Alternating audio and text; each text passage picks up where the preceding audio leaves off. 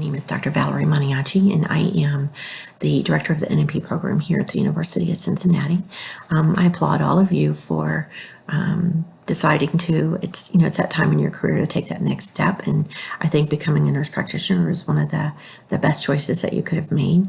I'm very excited that you are specifically looking at this particular program, but I know for sure whichever program you choose to enter into, that you'll be happy with your choice of being here at the University of Cincinnati.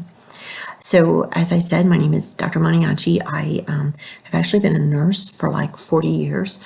So I started out as a bedside nurse in a busy, what's called level 3 NICU. I did that for about 12 years, and then I decided I would continue to advance my career over that time, and I went back to school for a master's degree and ultimately doctoral degrees, and I became a nurse practitioner. So I've been a nurse practitioner for the past 28 years. It's been very rewarding and very challenging. I chose this particular career well before I even became a registered nurse, because I always knew I wanted to take care of babies, and this just seemed a logical place for me to go. So that's why I spent so much time at the bedside, really trying to figure out if this is really what I wanted to do and if it was really what I loved. And ultimately it was, and I'm still doing this to this day. When you become a neonatal nurse practitioner, the majority of us in this profession work in intensive care units. So when you look at the different levels of intensive care units, there's a level 1, 2, 3, 4, and some places will even say that they were a 5. A level 1 would be just your kind of basic well babies. They typically don't have babies who need a lot of additional support, maybe just some close monitoring after delivery for some kind of what we call those common complications of birth, so like jaundice and poor feeding, stuff like that. Those kind of babies, typically those units will manage them there and take care of them there. As you progress further up the scale, what you see is higher level units are able to keep more, and then also babies who require much more critical care, such as babies who would need to be on ventilators or preterm babies. And then ultimately your higher level units, like your level 4 or 5 units, are those units where you kind of get a little bit of everything. So you get a gamut of preterm deliveries, kids who have congenital anomalies, whether they be cardiac or some other type of surgical issue, or some kind of a defect that they were born with that needs to be corrected. We also would see just a lot of patients who come out with different kinds of problems, such as they can't control their blood sugars, or they have some type of neurological or other kind of body system anomaly. So those level units see the highest amount of kids. Typically your level 1 and 2 units, if they would have a baby who was beyond what is considered their level of care, they would transfer them to either a level 3 or a level 4 care for ongoing support. This particular scope of practice for neonatal nurse practitioners is up to the age of 2. So from the perspective of how where we work at a lot of intensive care units in hospitals all across the country. Some of the nurse practitioners who are neonatal educated will work in high-risk follow-up clinics. So typically those kind of are clinics that are in hospitals where they do a lot of their own follow-up for those high-risk patients that they have had in the neonatal intensive care unit. That is not the most common type of position that neonatal nurse practitioners are in, because a lot of pediatric nurse practitioners who are primary care focused would be filling those kind of positions. So when you are practicing as a neonatal nurse practitioner, one of the things that's important to remember is that we work in an institution, in a hospital with acute patients, and typically it's a 24-hour a day, 7-day a week kind of role. So as you start into the role, and even as you are a student, you'll be finding that you'll be working a variety of shifts depending upon where you're at in the country and what type of a unit you're in. A lot of it depends on how many patients each unit is managing at any given time. So you may do 10-hour shifts, 12-hour shifts, 24-hour shifts. You might work days, you might work nights. You definitely will be working weekends and holidays. So that's just something to think about. I think a lot of times people move forward and they think, oh, great, I'm going to go to do a Monday through Friday job. And for the most part, those positions are just not really something that's available within the neonatal field. When you do work in this profession, and currently, like I said, I've worked for 40 years in this, and I have spent the past several years working at Cincinnati Children's in their level 4 NICU. So in that type of a situation, we see the sickest and most acute of those patients, and we see them for months on end. So it's not like my role isn't one such that as I go in the morning, I don't always see the same patients over and over. When I'm there, I see different patients based on what the team needs are for the day. We work very closely with our physician colleagues to develop management plans and closely monitor those patients who are so acutely ill over the course of the time that I'm there for my particular shift. So I will go in the morning, examine my patients, review the chart, sort of put together a plan. We do rounds. Students always want to know what kind of procedural things that we do. So we will do certainly a lot of ventilator management. We have the ability to admit and discharge patients, a lot of pharmacology type management for these patients. We do spinal taps, intubations, all kinds of things that you would see in any type of an intensive care unit if you have that kind of a scenario. We do bladder taps, just anything that you would think from a procedural standpoint. One of the things that I wanted to spend just a little bit of time talking about was the curriculum that we have in the Neonatal Nurse Practitioner program here. We basically offer two separate tracks at this point. The first track that we offer is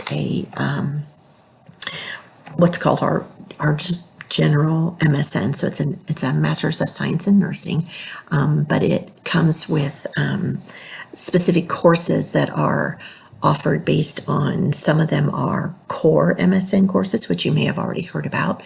Those are things like theory and research and biostats, all very, very important stuff. And then the rest of the schema is filled up with neonatal specific coursework. So you'll see that we have developmental physiology, advanced newborn health assessment, management, what I call management 1, management 2, pharmacology. Those are the didactic courses, and the way that this, and those courses are all specifically set for neonatal content. So those are kind of like the meats of what it is that we are trying to show you here about how to take care of these babies. The way the program is set up is that it's a 2-year, full around the year program. We begin in the fall, and for the first year, all that you do is take didactic courses. So you take all the courses that I have listed here, fall, spring, and summer. And then the next fall is when you would actually start your clinical practicums. So we have Practicum 1, Practicum 2, and Practicum 3. And what I do is I start you out at those sort of lower levels of care. So you will spend some time in primary care, just a little bit, learning about high-risk follow-up for our patients, because they have so many needs when we're sending home medically fragile babies. So we need to get a little bit of a feeling for that. You also will do some time in well baby, and I feel like it's so important for you to understand well baby along with sick baby, because a lot of times it's more difficult to really understand who's well and who's not well if you don't know what is normal and what to expect from normal. So that's what we do in Practicum 1. The second and third practicum are basically, you just advance in different levels of care. So you, over that time frame, would be taking babies who are sicker and sicker. So in the beginning, you may not be taking babies that you're managing on a ventilator, but by the end, you should be able to manage babies on a ventilator and at least support that with your preceptor. We also do a capstone project at the end, and that capstone is really a great experience for the students. It's a project something that you feel passionate about, something that you want to work on, that you can complete within that one semester. And I've had lots of students who have been very successful with this, and they've presented their project at national meetings. So that's very, very important stuff for us to be sharing, the work that we're doing with the rest of our colleagues and our peers across the country. So that's the MSN schema. The coursework for the post-MSM schema, which is a lot the same. So they basically take the same courses. You will see that the credit hours are a lot less here on this particular format, and that's because these students already have a master's degree, and many of these students are already nurse practitioners who are coming back for a postmaster's certificate, which means that they might be an acute care pediatric nurse practitioner, but they want to work in the neonatal intensive care unit, so they go back to get a postmaster's. So because they already have taken all of those what we call core MSN courses, they've had that statistics and research and pharmacology and physiology, they don't have to take those again. They basically just have to do the neonatal content. The other thing is that because they also are nurse practitioners, and in this particular format, you do internship hours instead of practicum hours, which you do as a full MSN. So these students will complete 2 internships. They will also have those same experiences. Typically, they will have some well baby experience if they have not had that, but a lot of your acute care and primary care nurse practitioners have already had that experience. And they also may end up doing some primary care hours if they're only acute care and their program did not give them any kind of primary care hours. We just want to make sure that we are kind of meeting everybody's needs all together. So there's a little bit of flexibility in this in terms of the way that I set students up for these particular experiences. The one thing that you can see here highlighted in yellow, we have lots of more master's programs that students are being graduated from that doesn't have a nurse practitioner focus. So it may have a leadership focus. It may have a focus of education, which are great focuses. But unfortunately for those particular students, they don't have all of those core MSN courses that are required from a nurse practitioner perspective. So what ends up happening is that I have to review those transcripts, which is fine, and then determine, are there any of those courses that this particular student did not get in their first master's program? And if they're not there, unfortunately, we have to add those to this schema for them to take. So there would be those courses such as research and pharmacology and pathophysiology and theory, healthcare policy, those kind of courses. If a student have all of those, no problem. They don't even have to take those again either. Most of the time, that's something that we already know that they've had. This primary care course is a course that is required for students who are coming in who are not nurse practitioners already, okay? So if you have a leadership or an education master's degree, when you come in, you would be required to take this additional primary care course, which is why I have it outlined, and that would include additional hours in terms of clinical hours that you would need to do that primary care time frame within your internship hours. So I hope that makes sense. It's just the way that we have to meet all of the criteria for all of the organizations who basically govern us and tell us what we need to do and include to make sure that you've met all the guidelines so that you're eligible to take the exam.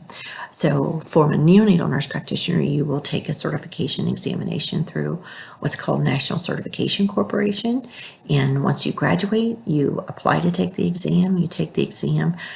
Here in the state of Ohio, you have to have passed the exam before you can apply for licensure. So there are some different rules in different states that, depending upon where you live, it might be a little different. But for the most part in Ohio, you have to take the exam, you have to pass it, then you can apply for a license in the state of Ohio.